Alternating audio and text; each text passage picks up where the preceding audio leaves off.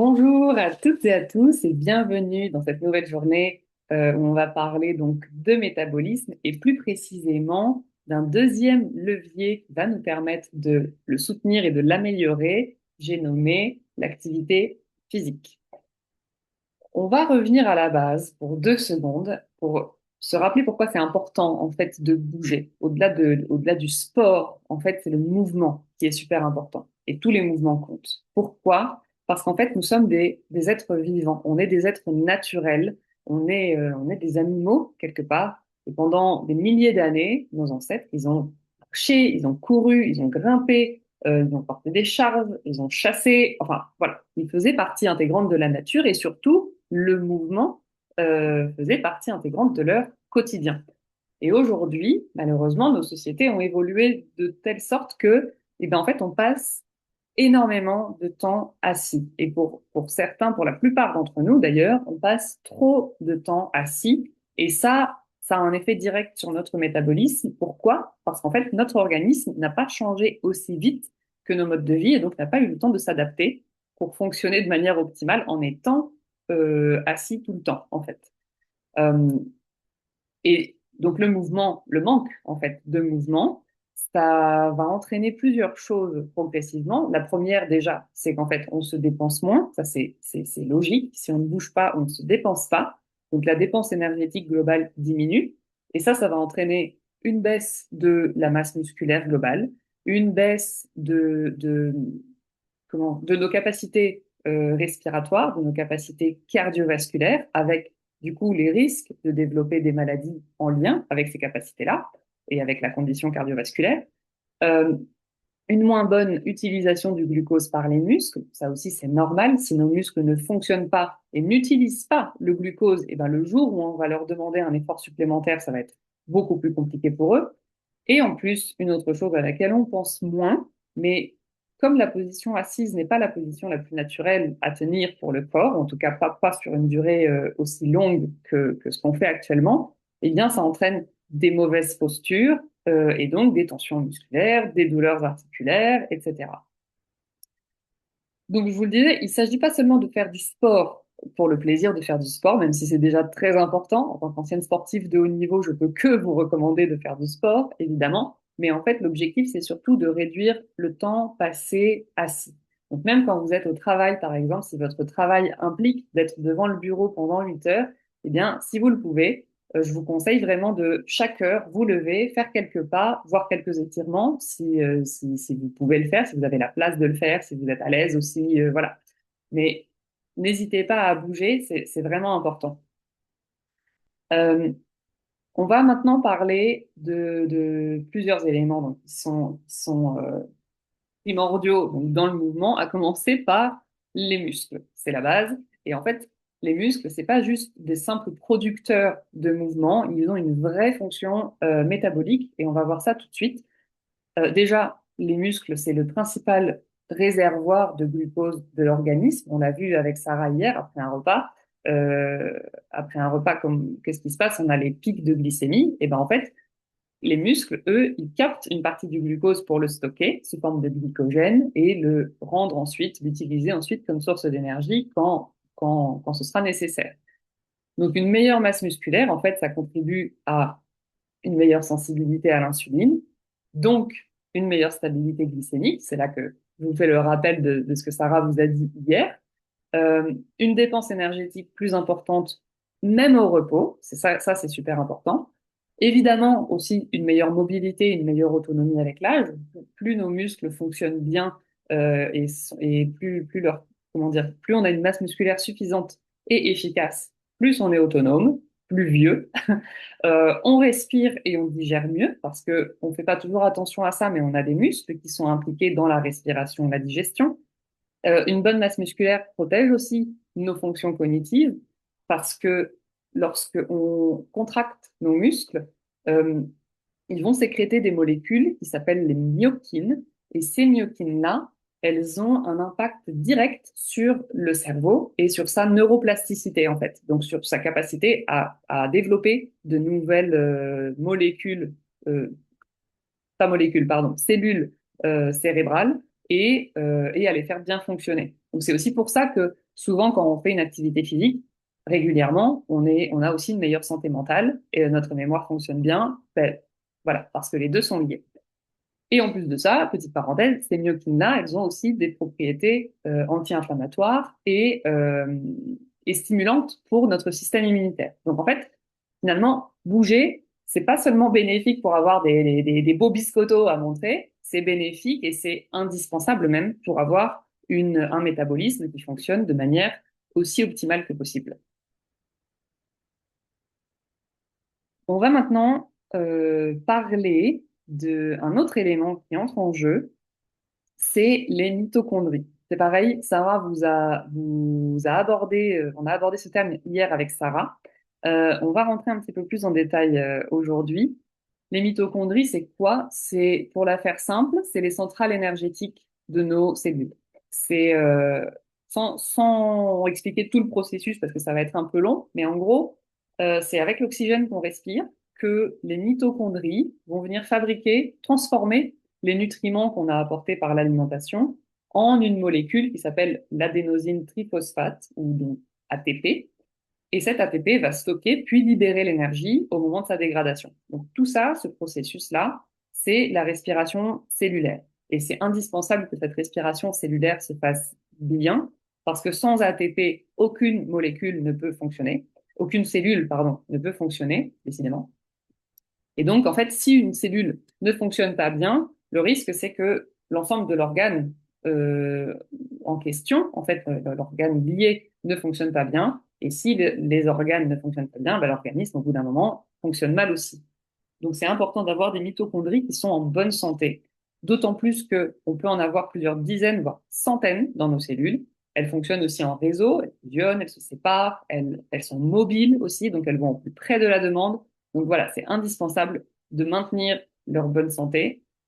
Donc c'est bien beau tout ça, je parle de la santé mitochondriale, mais comment on fait concrètement? Eh bien en fait concrètement, on va faire un truc qui est peut-être pas drôle dit comme ça, on va les exposer à du stress. Pourquoi? Parce qu'en fait, ce qui va entrer en jeu pour la santé des mitochondries, c'est un processus qui s'appelle l'hormèse. Et l'hormèse, c'est, en fait, j'ai dit un processus, mais c'est plein de processus biologiques qui se mettent en place dans l'organisme en réponse à l'exposition à des facteurs de stress. Et l'activité physique, eh bien, c'est un facteur de stress pour l'organisme. C'est pas pour rien que lorsqu'on fait du sport, notre cœur bat plus vite, on transpire, toute l'énergie va dans les muscles. Voilà, tout ça, c'est des processus biologiques qui se mettent en place pour répondre au stress que représente le sport. Et donc, en faisant une activité physique régulière, eh bien, on habitue nos mitochondries à fonctionner de manière optimale, en fait, tout simplement. Et on développe aussi leur nombre. C'est-à-dire que l'activité physique non seulement améliore les fonctions mitochondriales, mais elle permet aussi de créer plus de mitochondries. Hop, j'ai perdu mes notes. Pardon, je vous reviens. Et je voulais aussi vous parler aujourd'hui, on aurait pu en parler hier pour l'alimentation, mais on a choisi d'en parler aujourd'hui parce que ça rentre aussi dans le cadre de l'activité physique.